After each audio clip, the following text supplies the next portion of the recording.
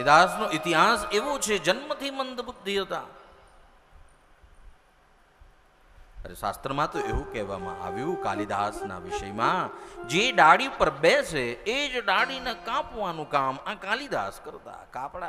લાકડા કાપવા જાય ને તો જે ડાળી પર બેઠા હોય એ જ ડાળી કાપે.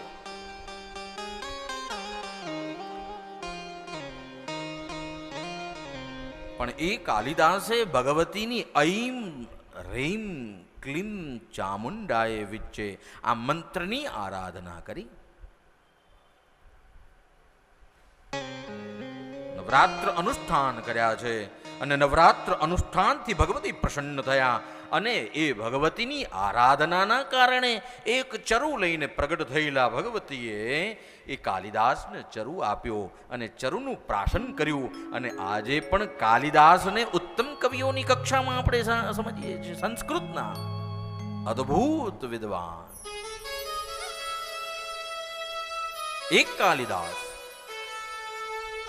આ કાલિદાસે માનું નામ લીધું છે અને માએ કૃપા કરી મંદને પણ મતિ આપી.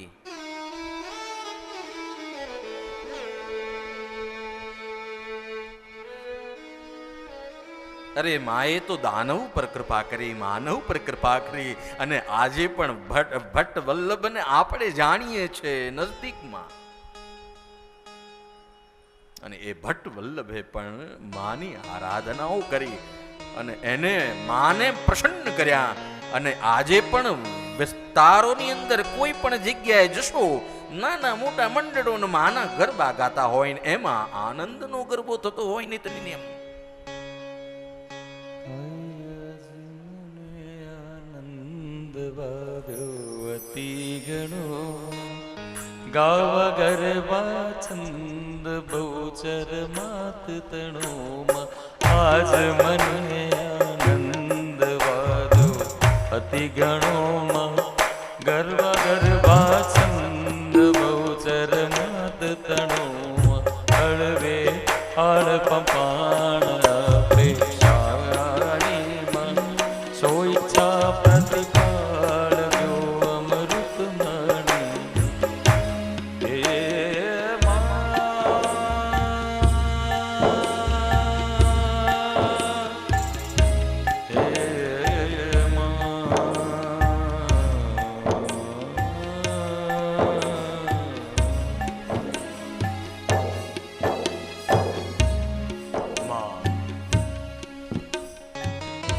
ગલીએ ગલીએ ગામે ગામ આજે માના આ મંડળો બેઠા હોય અને એની અંદર આનંદનો ગરબો કરતા હોય ને બધા બહેનો જ્યારે ગરબો કરે ને ત્યારે એમાં ખરેખર શક્તિનો વાસ પ્રસાર થતો હોય.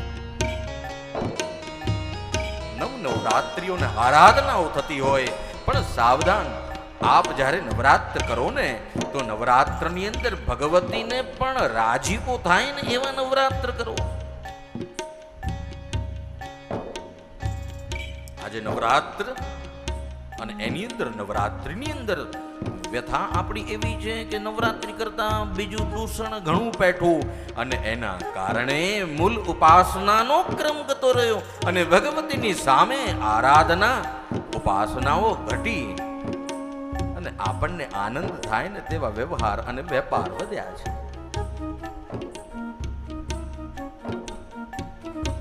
પણ માં રાજી થાય છે ભક્તોની સાચી ભક્તિથી, ઉપાસનાથી, આરાધનાથી.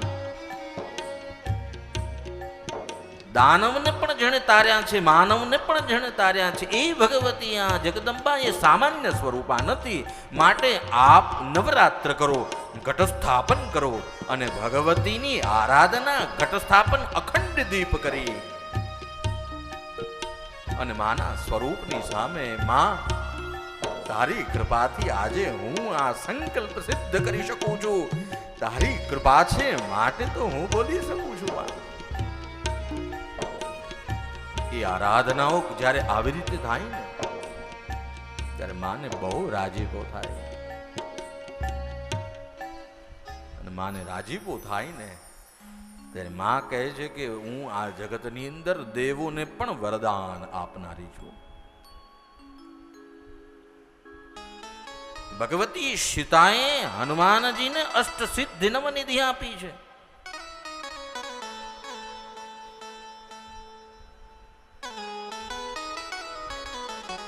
અરે આ જગતના દેવોને પણ વરદાન પ્રાપ્ત કરાવનારી ભગવતી છે.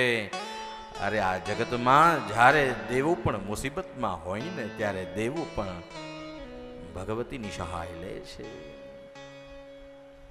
અને આજે એટલે જ માં મોટે ડુંગર પર બેઠી છે. માનું સ્થાન કેટલું ઊંચું. જાઓ આખા ગુજરાતની અંદર એમાંય ભગવતી અંબા આરાસુરી બેઠી છે ડુંગર પર. પાવાગઢ જાઉં ત્યાં મહાકાલી બેઠા છે, એ ડુંગર પર બેઠા છે. ચોટીલા જાઓ માં ભગવતી ચામુંડ બેઠા, અને ચામુંડા કેવી જગ્યા પર? એ જગ્યા કે જ્યાં ઊંચો ડુંગર છે ત્યાં બેઠા છે. આ જગતની જેટલી પણ શક્તિપીઠો છે એ શક્તિપીઠો ભગવતી ઊંચા ડુંગરા ઉપર લઈને જ બેઠી છે અને દરેક ભક્તોની ઉપર નજર રાખે છે. માએ નાનામાં નાના જીવની ઉપર કૃપા કરી છે. અરે માએ તો એવા એવા જીવોને તાર્યા કે જેની અંદર રાક્ષસ કોટીના જીવો પણ કહેવાય. રક્ત બીજ વધે દેવી ચંડ મુંડ વિનાશિની.